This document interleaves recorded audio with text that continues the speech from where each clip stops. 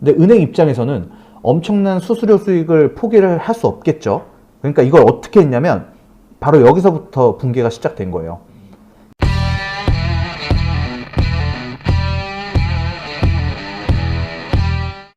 공경에 빠지는 건 뭔가를 몰라서가 아니다. 뭔가를 확실하게 안다는 착각 때문이다. 이 대사는 미국 주택시장의 붕괴를 정확하게 예측한 실제 사례를 배경으로 한 빅쇼트라는 영화의 첫 장면에서 나온 문구거든요. 요즘 우리나라 부동산 경기도 분위기가 굉장히 안 좋은 게 사실이죠. 심지어는 대폭락 이야기가 마구마구 나오고 있어요. 여러분 어떻게 다시 오를까요? 아니면 끝없이 추락을 할까요? 영화 속의 주인공들이 예측을 했던 것처럼 우리나라 부동산 시장의 역사가 어떻게 흘러왔는지를 살피면 다시 상승할지 폭락할지 어느 정도 감이 오지 않을까요? 여러분 30년 동안 무슨 일이 있었길래 미국의 주택시장이 붕괴가 되었을까요? 그리고 또 이 주인공들은 붕괴를 어떻게 예측을 했을까요? 한번 얘기 한번 해볼게요. 1970년대 후반만 하더라도 이 미국에서 은행의 채권은 15살에 이 채권을 사두면 30살에 $100 정도의 수익을 낸다 정도로 이 채권에는 투자 가치가 매우 떨어졌어요. 근데 마이클 조던, 아이팟, 유튜브를 합친 것보다 혁신적인 채권 상품이 나왔거든요. 이게 영화에서 보면 와이셔츠에 햄버거 소스가 묻은 굉장히 뚱뚱한 루이스 나니엘이라는 아저씨 머릿속에서 나온 거래요. 여러분 보통 집을 구매를 할 때 부족한 부분은 은행에서 대출을 받잖아요. 근데 은행에서는 대출을 해주는 조건으로 돈 빌리는 사람한테 원금과 이자를 받을 테고 서로 간에 계약을 하겠죠. 뭐 예를 들어서 은행은 돈을 빌려주고 나 부추남은 몇 월 며칠에 정해진 원금과 이자를 납입하겠습니다 라는 계약서를 만들겠죠. 그러면 이 계약한 서류를 가지고 이거를 채권으로 만들어요. 그래서 이걸 투자자한테 팔거든요. 그러면 투자자는 저 채권을 통해서 수익을 거두는 거죠. 이걸 뭐 들어보신 분들도 있겠지만 주택저당 채권, MBS라고 하죠. 근데 생각해 보세요. 한 개의 채권은 이익이 작겠죠. 근데 만약에 채권을 수백 개, 수천 개로 묶어서 이걸 판매하면 수익 규모가 더 커지겠죠. 여기에 차관을 두고 상품을 만든 거예요. 그리고 실제로 영화에서 보면 주인공들은 이 혁신적인 주택저당 채권은 결과적으로 미국 주택시장의 붕괴의 원인이 될 거라고 생각을 했어요. 왜 그런지 한번 볼게요. 여러분 실제로 주택저당 채권은 위에 있는 사진처럼 채무에 대한 이행률, 즉 빚을 갚은 능력이 우수한 순서대로 구성이 되어 있거든요. 근데 처음 상품을 투자자한테 팔 때는 채무 이행률이 우수한 트리플 A 집단의 채권을 팔았어요. 뭐 어떻게 보면 당연한 거죠. 왜냐하면 빚 갚을 능력이 우수하지 않은데 투자자들 입장에서는 리스크를 감수하고 이 채권을 사지는 않을 거잖아요. 근데 이 트리플 A 집단의 채권들을 엄청나게 팔다 보니까 채무 이행률이 우수한 집단, 그러니까 트리플 A, 더블 A, A 집단의 채권이 굉장히 모자라지기 시작을 했어요. 근데 은행 입장에서는 엄청난 수수료 수익을 포기를 할 수 없겠죠. 그러니까 이걸 어떻게 했냐면 바로 여기서부터 붕괴가 시작된 거예요. 채무 건전성이 비교적 떨어지는 트리플 B, 더블 B, B 이걸 묶어서 마치 채무 이행률이 트리플 A인 채권처럼 포장을 해서 팔기 시작을 해요. 뭐 영화에서 보면 막 집주인 강아지 명의로 대출해주고 직업이 없는 사람한테도 무분별하게 대출을 해줘요. 어떻게 이게 가능을 했을까요? 이때 당시만 하더라도 인식 속에는 대출을 안 갚는 사람이 어딨어. 그리고 주택 경기는 계속 좋을 거야. 라는 심리가 굉장히 지배적이었어요. 이게 꼭 우리나라 2016년, 2018년 초기에 서울 주택시장 보는 것 같지 않으세요? 이 영화에서 봤듯이 제가 생각하기에는 서울 아파트의 급등도 이미 예정된 수순이었던 것 같아요. 제가 준비한 이 자료를 보실 건데 이건 뭐냐면 이 실거래가 데이터를 기반으로 한 지난 10년간의 서울시 아파트 실거래 평균 평당 가격 그래프거든요.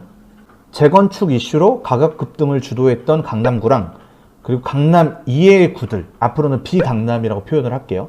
지난 10년을 비교를 한번 해봤거든요. 먼저 결과적으로 먼저 말씀을 드리면 강남은 2009년 평균 평당가가 3,500만 원 정도 수준이죠. 여기 보시면. 그렇다가 2018년 8월 6,300만 원 정도 수준까지 급등을 했죠. 결과적으로. 그리고 비강남 지역도 보실게요. 이 초록색 선이에요. 보시면 2009년에 1,750만 원 정도 수준이었다가 2018년 8월에 2,500만 원 수준으로 급등을 하죠. 이거 볼까요? 강남이든 비강남이든 실거래 평균 평당가 기준으로 했을 때는 두 지역 모두 약 2배, 100% 정도가 오른 거예요. 여기 또 보시면 2009년부터 2014년 말까지는 이 초록색 원 안 보이시죠? 여기에는 평당가에 그렇게 뭐 등락은 있지만 큰 변화는 없는 안정적인 시장이라고 표현할 수 있을 것 같아요. 근데 2015년 1월 부분을 한번 주목을 해보세요. 여기 보시면은 파란색인 강남 지역이 먼저 오르기 시작을 하더니 이 초록색 비강남 지역들이 계속 같이 올라가죠. 따라서 계속 올라가다가 2015년 1월부터 그래요. 그러다가 2016년부터 2018년 8월까지 강남, 비강남 모두 연간 1,000만 원씩 평당가가 계속 올랐어요. 사실 이 시기의 급등은 예정된 수순이었어요. 왜 그러냐면 여기 2009년부터 2013년 2월까지에는 어떤 부동산 정책들이 나왔냐면 완화 정책인데요. 첫 번째, 다주택자 양도세 중과 배제해줬고요. 그 다음에 취득세 감면해줬고요. 그 다음에 분양권 전매 완화해줬고요. 그리고 임대사업자를 위해서 세제 지원해줬고요. 이런 정책들이 있었어요. 그리고 2013년 3월부터 2017년 초까지는 어떤 정책들이 나왔냐면요. 양도세 중과 폐지했고요. 재산세랑 종부세 감면해줬고요. LTV, DTI 완화해줬고요. 그 다음에 재건축 연한도 완화를 해줬어요. 그리고 마지막으로 청약 1순위 자격 완화까지 이런 완화 정책의 연속이었어요. 정리를 한번 해볼까요? 이런 완화 정책을 쓰다 보니까 투자자들 입장에서는 엄청나게 혜택을 제공을 해주는 거죠. 그러니까 이 투자자들한테 더 부동산에 대해서 투자를 할 수 있게 해준 것이고, 실수요자들에게는 뭐 LTV나 DTI 정도로 완화를 해줘서 뭔가 빚내서 집 사라 라는 분위기를 조성한 거죠. 이런 정책들의 결과가 2016년부터 2018년 8월까지의 급등장을 만든 것이겠죠. 앞으로의 시장도 혼란스러울 것 같은데요. 뭐 전문가의 의견을 들어서 시장을 바라보는 것도 뭐 참고할 만한 사항이겠지만, 그래도 나 스스로 시장을 바라보는 방법을 습득하는 게 좋을 것 같거든요. 저는 세 가지를 좀 예의주시해야 된다고 생각해요. 주택 가격의 급격한 하락 여부, 그 다음에 금리 인상의 속도, 마지막으로 주택담보대출의 채무 불이행률, 뭐 이게 가계대출이죠. 자, 볼까요? 매도자 입장에서 아파트 값을 시세보다 더욱 싸게 내놓는다는 것은 뭐를 얘기할까요? 보유하기가 부담스럽다, 뭐 이런 소리겠죠. 근데 이렇게 싸게 내놓는 사람들이 점점 시장에 많아진다는 건 뭔가 지금 시장에 문제가 있다는 거겠죠. 그리고 금리가 오르면 내가 받은 대출의 이자율이 같이 오를 것이고, 이자 상환에 대한 부담이 크기 때문에 대출이자를 갚을 능력이 떨어져서 급하게 집을 내놓는 매도자들의 수가 점점 많아지겠죠. 그러면서 매매 가격에 영향을 줄 것 같거든요.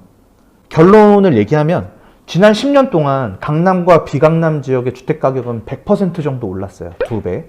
가장 큰 영향을 줬던 거는 2016년, 2018년의 급등이에요. 여러분, 제가 생각할 때 단기간에 폭등한 일부 지역의 급락을 서울 전체 시장의 폭락의 시그널로 보기에는 좀 어려운 면이 있지 않을까요?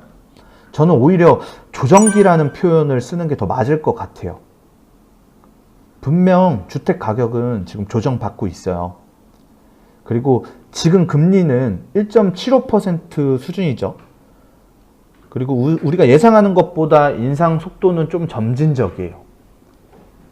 주택담보대출에 대한 채무 이행률은 지금 2018년 말까지 수준으로 급격하게 증가하는 추세는 아니거든요.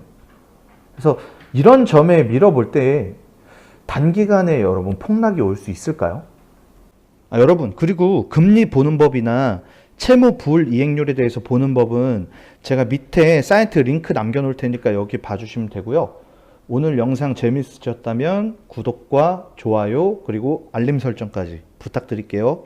또 봬요.